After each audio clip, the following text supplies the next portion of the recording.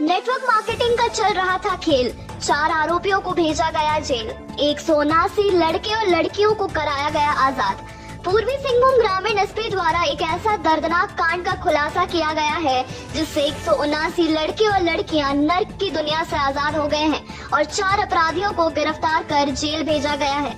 Press conference कर ग्रामीण SP द्वारा बताया गया, पुलिस को गुप्त सूचना मिली थी कि मऊ भंडार ओपी इलाके में कई लड़के और लड़कियों को नौकरी देने के नाम पर बंधक बनाकर रखा गया है और उनके साथ मारपीट की जाती है, जिसके बाद एसएसपी के निर्देश अनुसार घाटशिला एसडीपीओ के नेतृत्व में एक टीम का गठन किया गया और जांच में पता चला कि बेरोजगार लड़के और लड़कियों से सरकारी एवं प्राइवेट नौकरी लगाने के नाम पर 25,000 रुपए एमएस रिया एंटरप्राइज द्वारा लिया जाता है और उन पर दबाव बनाया जाता है कि वो और लोगों को इस नेटवर्क में जोड़े, तभी उन्हें जाने दिया जाएगा। इन लोगों को बंधक बनाकर रखा जाता था और उनके साथ मारपीट की जाती थी और इन लोगों को घर नहीं जाने दिया जाता था।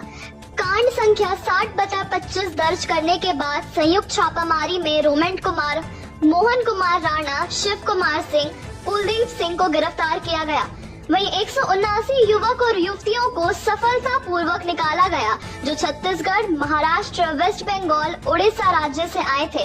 वहीं एमएस एंटरप्राइज कंपनी को सील कर दिया गया है। सूचना प्राप्त हुई थी कि घाटशिला थाना क्षेत्र अंतर्गत जो है कुछ लड़के और लड़कियों को, जिनकी की उम्र लगभग 18, 20, 22 साल तक के हैं ज़्यादातर लोग, उनको बंधक के रूप में रखा गया है और उनको प्रताड़ित भी किया जाता है, उनके साथ मारपीट भी की जाती है।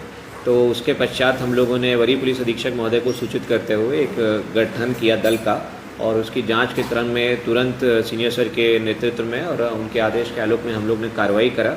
उसके बाद हम लोगों ने जब घाटशिला थाना क्षेत्र अंतर्गत छापेमारी की तो हम लोगों को उस जगह से 179 कम उम्र के लड़के और लड़कियां, 18 प्लस ही हैं सारे के सारे जो हैं, पर इनकी उम्र ज़्यादा नहीं है। ये ज़्यादातर रहने वाले कुछ महाराष्ट्र के हैं, कुछ छत्तीसगढ़ के हैं, कुछ मध्य प्रदेश के हैं, काफ़ी सारे इनमें से बिहार के हैं। ये सब लोगों को बंधक टाइप का बना के वहाँ पे रखा हुआ था घाटशिला थाना क्षेत्र अंतर्गत। तो जब वहाँ पे पूछताछ की गई, वहाँ पे कुछ लोग भी मिले जो इस केंद्र को संचालित कर रहे थे। उनके द्वारा बताया गया कि इन बच्चों को ये लोग प्रलोभन देते थे कि भाई 25,000 रुपये आप हमारे पास जमा कराइए, उसके एवज में हम लोग आपको जो है नौकरी देंगे। और कुछ को सरकारी नौकरी का झांसा दिया, कुछ को बोला कि यहाँ पे ट्रेनिंग करा के कहीं और नौकरी लग जाएगा। तो उस क्रम में जब ये बच्चे यहाँ पे आए तो उसके बाद इन लोगों को बंधक बना के एक तरीके से रख लिया। इनसे 10,000 रुपये आते ही ये लोग ले लिया करता था कि अब ये इससे तुमको खाना पीना देंगे जब तक तुम्हारा ट्रेनिंग चलेगा, और लगभग 15,000 रुपये के इन लोगों को ऊट पटांग टाइप के कुछ प्रोडक्ट्स दे दिया करता था। दवाइयाँ कुछ दे दी कि बीपी की, शुगर की, मतलब दवाइयों का जिनका मतलब हमको अभी पूरा वेरिफिकेशन करना पड़ेगा कि वो दवाइयाँ कारगर भी हैं, कहीं ऐसा भी हो सकता है कि फर्जी मेडिसिन दे देते हो। तो उनका कॉस्ट इनको 15,000 रुपये बोल के दे देता था। तो इस प्रकार से इनका पूरा 25,000 रुपये रख लेते थे और फिर इन लोगों के ऊपर ये दबाव बनाते थे कि तुम लोगों को तभी यहाँ से जाने को देंगे जब तुम अपने परिचय कम से कम 2 लड़कों या लड़कियों को यहाँ पे बुला लोगे। तो उस क्रम में एक ये चेन बनती चली जाती थी।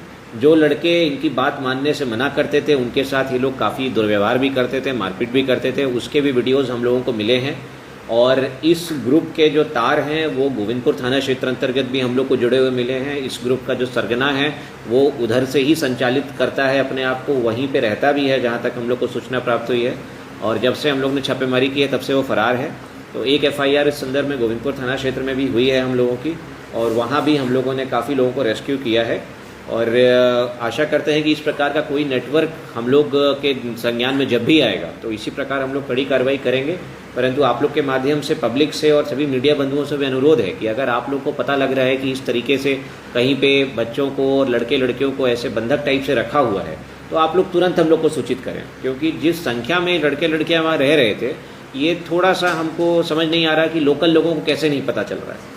थोड़ा सा पब्लिक भी जब रहे तो थोड़ा अवेयर रहे, क्योंकि कभी कल को आपके बच्चे भी इस तरह की मुसीबत में फंसे हो सकते हैं। तो वो एक अच्छी कार्रवाई हुई है हम लोग की तरफ से और इसमें हम लोग तह तक जाएंगे। जो भी लोग इसमें इन्वॉल्व हैं, जो लोग इन बच्चों का शोषण कर रहे थे, उन सबको हम लोग कड़ी से कड़ी सजा दिलवाएंगे। कितने लोगों की गिरफ्तारी हुई, क्या कुछ बरामद हुआ? इसमें अभी तक हम लोगों को 4 लोगों की गिरफ्तारी हुई है घाटशिला के सेंटर से और इसमें बरामदगी के रूप में हम लोगों को लेन देन के कागजात मिले हैं, जिसमें कि बच्चों का पूरा रिकॉर्ड, उन सभी जो युवक युवती हैं उनका डिटेल्स, उनके आधार कार्ड और बहुत सारे डॉक्यूमेंट्स उनके हम लोगों को मिले हैं।